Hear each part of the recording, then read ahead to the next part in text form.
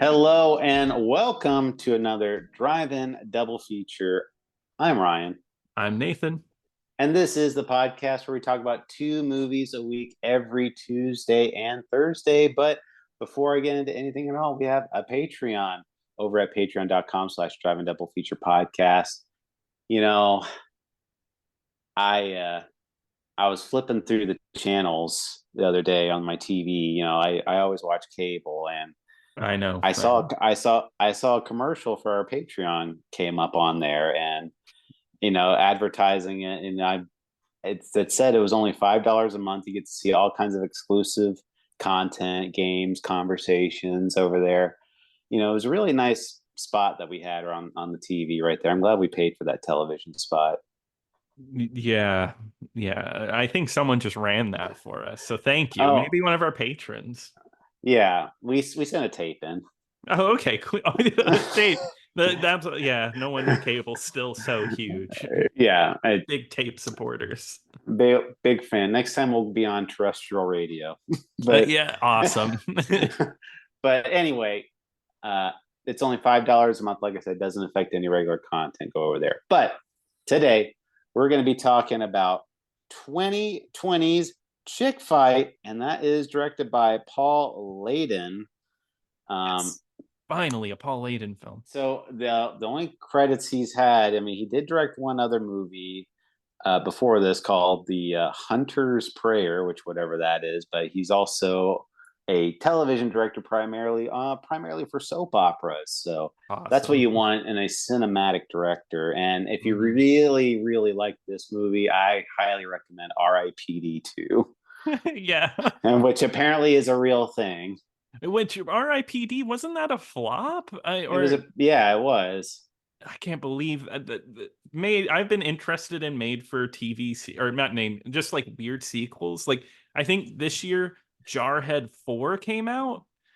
Yeah, they're up to 4 Jarhead movies. I Which is like which yeah, well, I mean that's a whole other side rant, but that's like the whole point of that movie was like war is like not very like it was like real life hmm settings, and but now it's just like dumb action marine movie. Yeah, Yeah. whoever's watching Jarhead 4 has probably not watched Jarhead 1.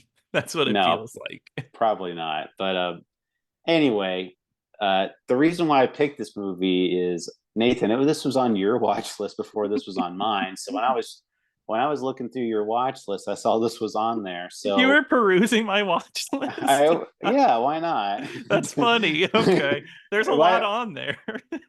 So Nathan, can you tell me why this was on there? I vaguely remember just coming across it, seeing I just I hate it, but like I see Alec Baldwin and I think it's kind of funny, and I just like I have a lot of Alec Baldwin on my watch list.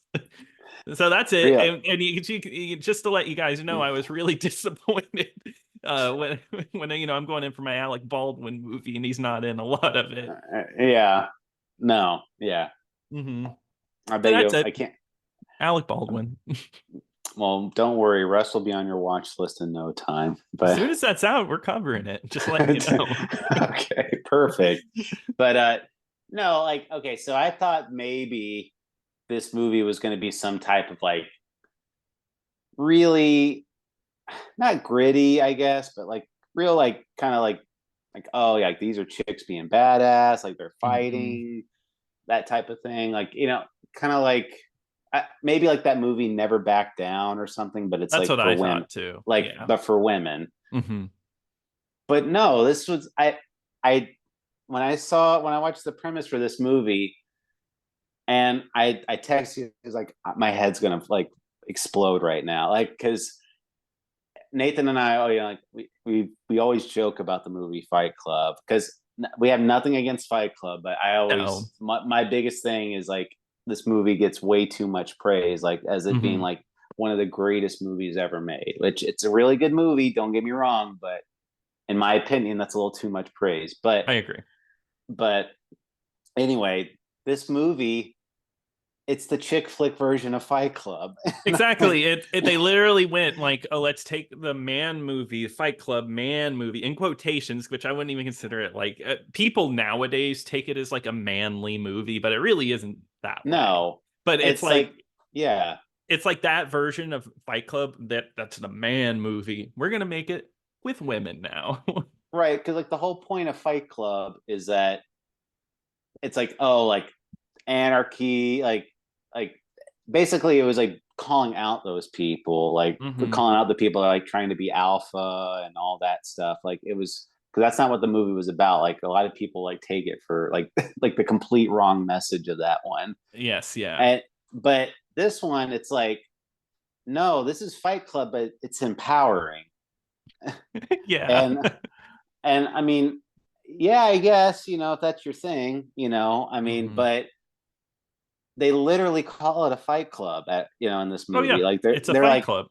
yeah, like, oh, we have a fight club? Like it just like with no sense of irony at all. Like they don't even mention the movie Fight Club, like how Yeah, much they bring it up. and it's surprising because they do a lot of movie references in this. Like they reference like Karate Kid and a few other things. I don't think Fight Club gets a single reference. The only thing I could think of the reference is like when she bumps into people that she met at the fight club. That's right. She's like, "Oh, are we supposed to talk? Are we allowed to talk about the fight club?" And that's the only like kind of reference I could think of. Hmm. Yeah, which I Yeah, think, yeah, that is a reference. So they at least nod to it, but they don't bring up Fight Club. So I guess and it's no fine. meatloaf. No Meatloaf, the legendary Meatloaf. But yeah, this movie, it's fight. Like I said, it's like Fight Club. So I mean, it stars Malin Akerman, and Everyone's favorite. yeah, from Watchmen. Hmm. Everyone's favorite actress, which I don't have an issue with Malin Akerman at all, but it's just watching this movie with her. I'm just gonna say everyone's really bad in this movie. Oh, yeah, like yeah, the everyone's awful. acting is horrendous in Yeah. this. Yeah, I don't know. I it could just be because I mean Malin Ackerman, she's not great. I not that I she can be fine, but in this she's just really bad. But it's not just her, it's also like Bella Thorne, like Bella Thorne is the worst actress in this movie. she's miserable to watch in this movie. Um God, and it's a comedy too. And we always talk about bad comedies. This is another just like comedy that doesn't work and it's not funny, and that makes it just a little more painful. At least for me. I don't know, Ryan, did you think this one was funny? No, this movie was like a pretty big slog to get through. It And was awful. like this movie is not long either. No. It's like 80 something minutes. And Mhm. I was feeling I like I said, I was just like, oh man, like this is like, it's like Geely where it's like, oh my god, this movie cannot end fast enough for me. And it's like Mhm. that this was not a fun watch. The story goes is that Malin Ackerman is down on her luck. Like every bad thing that could happen to her has happened. She's lost her job. She's about to get evicted, and all this really bad stuff. And she ends up like, I don't know what I'm going to do. And then her friends are like, we got a place that you can come to, and they take her to this abandoned warehouse, which it's literally Fight Club, where they have like a cage, like an octagon set up, and they're punching and hitting each other full force in the face, and Yeah. they're like, oh man, like this is pretty cool, like, and they do it for like, oh, we do this because it's empowering for us. It gets all of our frustrations out. Mhm. And but then there's Bella Thorne's character who's like, no, like I'm just here for the competition. Like this is Exactly. Yeah. like, and there's I'm like there's no stakes in this at all. Like in this no. like about this conflict, it's like the two conflicts are they women like want like I don't even understand like what the conflict. It's like because Bella Thorne really wants real fighters, and I guess they're kind of like, no, everyone should be able to fight. Yeah, that's the conflict, but like there's I guess it's almost like the movie feels like it'd be like, oh, if Bella Thorne wins this fight, she's gonna shut down the whole club. But we don't even get those kind of stakes, do we? It's just more like, oh, if she wins, she ruins the whole point of this fight club. I think she says, like, if you do, didn't she say to Malin Akerman, like, if I beat you, you gotta leave or Yeah, something? I I think think so. You gotta leave because there's this whole other side plot.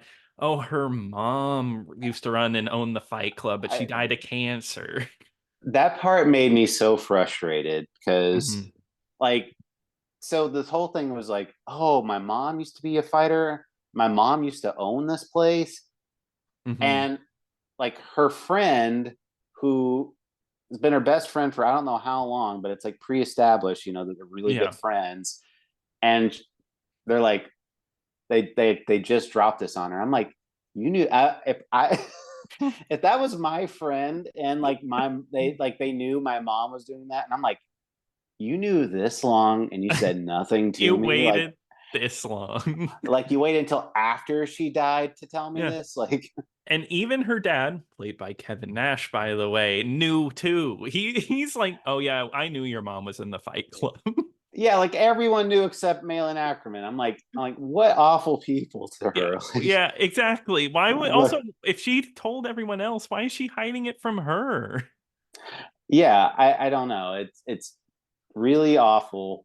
Like I was that part made me so frustrated because like why they wouldn't say anything like that. Oh, okay. So if there's one thing I do want to say just about like the overall movie, I tell me if I'm wrong on this, but this movie is written by a man, and it feels like an empowerment movie written by a man because it is so obsessed with like sexual parts of women, not specifically sex, but they're so always talking about breasts and they're always talking about vagina. But it's like, I'm gonna punch you in the titties. And there's like one part where she gets hit with yeah, a coconut in the vagina, and it's like, okay. It's like that the whole movie.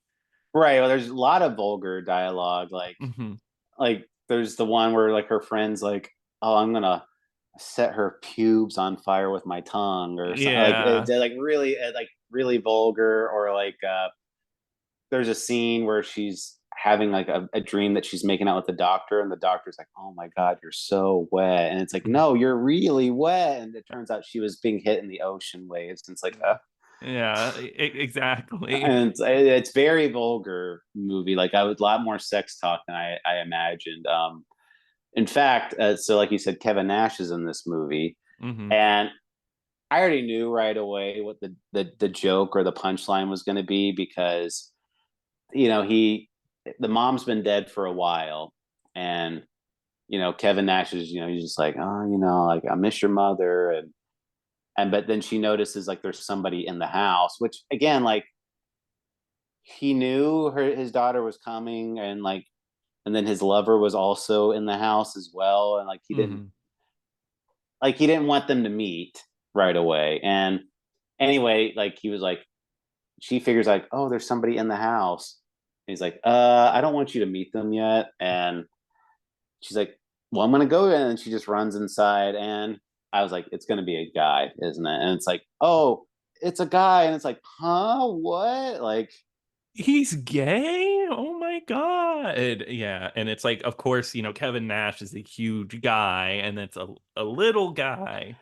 Um, and I hated this scene because like this movie, like you said, has a lot of dialogue moments where they're trying really hard to be funny, and yes. they think, oh, sex jokes equal comedy type of Mhm. thing, and like, so yeah, it's revealed that he has a male lover, and she's staring at him. She's like, so how does this work? Like, eh.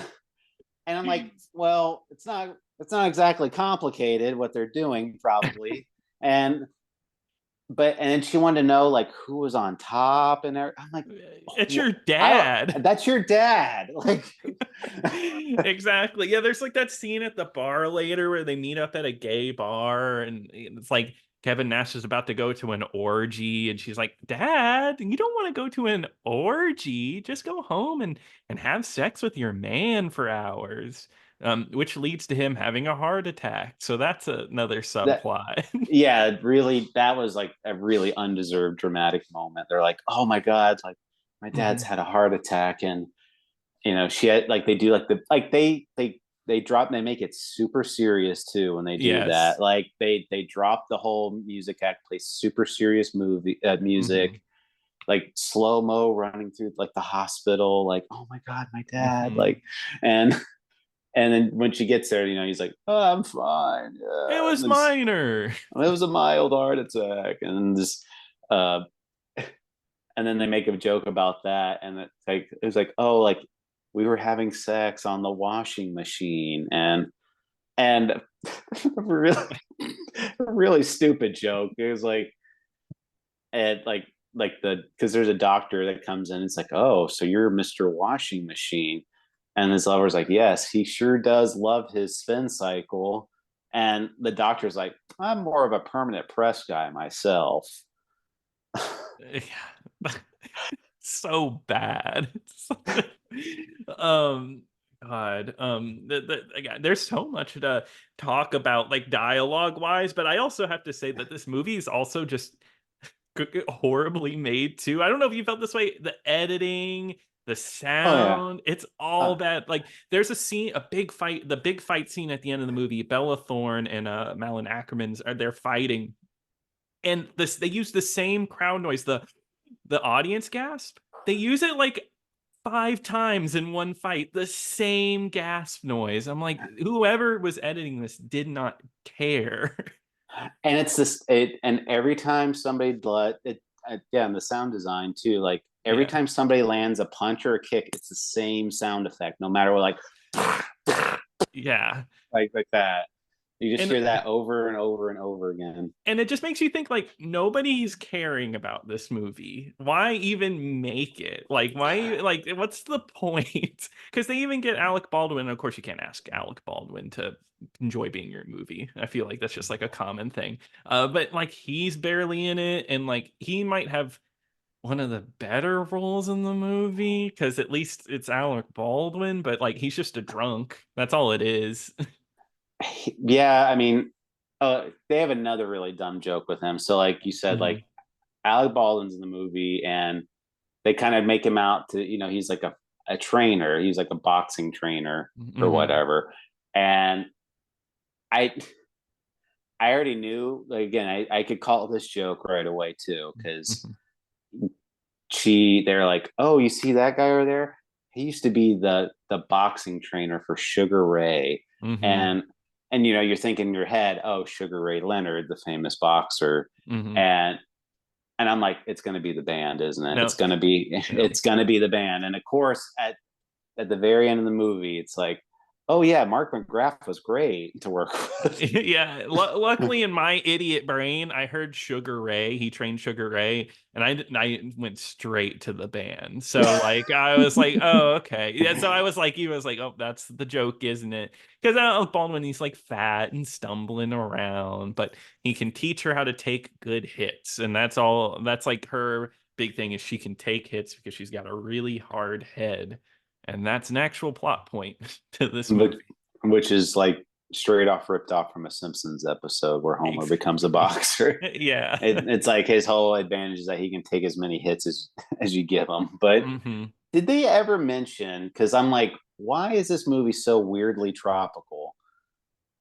Yeah, you're And right. I had to look, and they did film in like Puerto Rico, and I'm like, did they mention like why? I assumed they were trying to make it out to be Hawaii, maybe, I could not make out the location at all. but I was just but because she trains on the beach though the whole time, and there's palm trees with coconuts everywhere, and hmm but they don't ever say like, oh yeah, I live in Puerto Rico. Like that's not a plot point. It's just like she just no. happens to live in a super like tropical Well, setting. that's why like there's actually references to it being a small town a few times. They're like, oh, this I think they show up and it's like, oh, this is the only like bar in town or just something like that. There's like some references to it being tiny, which made no sense. I was also confused because there's a lot of shots of like of a town and it felt tropical. It I, it's well, almost not like it's weird. well, not only that, Bella Thorne works at like this art studio slash cafe. Yeah. Yeah, That and she where owns. that she owns and where she trains, and like in a big open office too. Uh-huh. Yeah, and that's the joke there is that our main, Malin Akerman is trying to get a job, and oh, she's getting a job at Bella Thorne's place. Um, Yeah, because there's oh, go ahead. no, yeah, Well, there's also the really dumb side character, the yeah. one that only speaks in other languages. Oh yeah, I was gonna bring that up. Yeah, And then at the end of the movie, she speaks English, and she's like, people kept asking me that where I was from, so I decided I'd talk in every language. So I'm from everywhere. And it was why? like oh wow, Why? what an arc this character had. Yeah, I was clapping at Well, home because alone. she's well, the thing is, she's like a bully character too. So it's like, why do Mhm. I care about this character's like progression as a person? It's like Exactly. there's no redeeming qualities other than like at the very end, it's like I got tired of people labeling me, so I took Mhm. every label, and Yeah, and it's like, okay, I don't care. it's like, all right, you were still mean throughout this whole movie. I don't like you as a character. Yeah. But I think So we're supposed to be like, oh, we forgive everybody after this fight. yeah, well, because I don't think Bella Thorne comes back at the end of the movie, but No, she doesn't she because she come no, no, that's right. She doesn't. She's in the hospital. Yeah. right. So how this movie kind of wraps up because she owned like this cafe and it burned down and the fireman's like, well, this is great. Your insurance is going to give you a big payday. And they're like, oh, I didn't have insurance. It's like, ooh, bad news. And the fireman's like, wrap it up, guys. Let's get out of here. Yeah, because that's how it works, right? Leave the fires blazing. She doesn't have insurance. Yeah. And, but yeah, so she's jobless throughout the whole movie. And Mhm. she has no like actual progression of her like bettering herself like I'm finally gonna get my act together, I'm gonna turn my whole life around type of thing. And there's never like a point of that happening in this movie. And No. at the very end, like after she beats up Bella Thorne, she wins the fight, and the cops do like a big raid on the place, Hmm. and she ends up getting arrested. And so you're thinking like, oh, that's it for Fight Club. Fight Club's over. But then like at the very end of the movie, it's like, oh no, it's still Fight Club, but now it's a club with dancing and lights, but they're still fighting. So somehow this is legal now and she makes Yeah, she's money. rich and has a huge cafe now. So everything works out for her in the end. Yeah, I'm like, that doesn't, I don't see how this equal profit for her, but okay. We have to make it good somehow for her in the end. And Yeah. we didn't even bring up there's a man in this movie that she's like obsessed with. Oh, Kevin Yeah. Connolly. Yeah, Kevin Connolly. And yeah, and she does And get the man. he's bad in this too. Oh, he's awful. I really hate the moment because like the whole thing is him and Bella Thorne go on a date, and she thinks like, oh, they had sex with each other, but in the end, it's revealed, oh yeah, I couldn't get it up because I was thinking of you, and it's like, Yeah, what? that's disgusting. Yeah, that was so gross. Like, can you imagine if like somebody came up to it's like, yeah, I tried to, but I was thinking about you the whole time, baby. Like, Yeah, yeah, exactly. You would be creeped out, but she's almost like, oh, cute.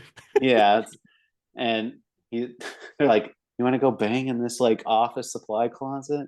Yeah, He's because immediately after he says he couldn't get it up, he's like, we could go in there right now. I could do it right now. I'll Like, prove I'm it ready to to you. get. Yeah, like wanted to prove that it's like he didn't have a problem in that department. So Yeah. It's yeah, that whole thing's really bad. So I yeah, say overall it's a bad movie. yeah, I'd say so. I'd say it's pretty bad. Would I give this a recommend? Absolutely not. This movie is very Mhm. bad. It's I, like I said, it's a really big chore to watch through. I mean, like just nothing I can think of like as a positive. No, as far as like like I'm trying to think of something like positive I could say about it, and I'm like, maybe the fight choreography. I don't know, like, but even then, it's like I wouldn't write a home about it. No, yeah, But no, I take it back. Take that compliment back, because there's that really dumb scene where Bella Thorne's like, "I'm going to beat up 3 women at once," yes, yeah. and they're just like, they're just standing like waiting for their turn, like just jumping around like while she's beating up one person at a time. It's like, oh my god, she's beating up 3 people. I'm like, no, she's beating up one person standing, and then she's beating up another person. Yeah, no, no, that's bad. I agree. I don't think there's anything good about this movie. I think it's really funny that you picked this movie. I actually think that's hilarious because, like, watching it, I was like, whoa, this is like garbage. I thought no, I did. I thought this movie was pretty awful. But I thought it made for a really good episode. It was really funny just sitting here talking about Chick Fight, which is a movie that nobody's gonna see again. No, I'm pretty sure nobody really watched it, even though it's a Redbox movie. It's produced by the Redbox company, which is Oh. that's weird, right? And I don't recommend you go watch this one. Just don't do it.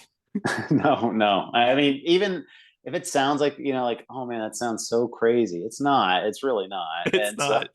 I mean, like I said, it's like the chick flick version of Fight Club. It's not anything very good. Like a rom com Fight Club movie is not what. Yeah, that sounds great. Not working here. No, it was, the idea sounds pretty amusing, but it was not executed very well. No. So, no, I will not be giving this one a recommend. I think we both agree on that. So Mhm. let's just move on, Nathan, to our next week's film. So, Nathan, what are we going to be talking about next time? All right, Ryan. You guess what? All right, we're going back. I'm guessing. Okay. Oh, make a guess. What movie? Name a movie. We're going to go back to the future, is what you were going to finish saying. No, we're not going back to the future. We're actually going back to Disney. If you remember right, we did 20,000 Leagues Under the Sea. Well, let's do something a little different. Let's do a little bit of a weird Disney movie. And let's talk about The Watcher in the Woods from 1980. This one is not streaming anywhere. It's not even on Disney Plus, guys. So you will have to rent this one if you want to watch it. But Ryan, what are we going to be talking about on Thursday? Oh no. What are we talking about? Nathan, if there's one thing I love, Nathan, it's Marvel movies. And Okay. I every time I go to the cinema, I say, give me one ticket to Marvel, please. And there's at least one Marvel movie always playing there. So Always, yeah. there's odds are pretty good you're going to see a Marvel movie, and it's going to be good. Marvel's never made a bad one. I don't think so. Not yet, at least. Not yet. So let's talk about one of their classic Marvel movies. And we're going to be talking about 2011's The Almighty Thor, which is Almighty Thor, huh? I remember that one. yeah, which that one's for free right now on Tubi. Okay. I just I'm a real big Thor fan, so I figured let's watch Almighty Thor. Well, let's hope. Let's just hope and pray that Kevin Nash shows up in this one. He might be in it.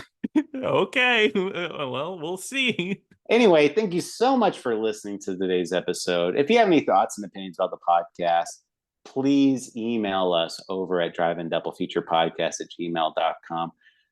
Email us the word chick fight, just so we know you're listening out there. Just send us an email, chick fight. That way I know you're listening. Mm-hmm. And also, too, check out the Patreon at patreon.com/drive-in-double-feature-podcast. And don't forget to follow us on X at DIDF Pod. But until next time.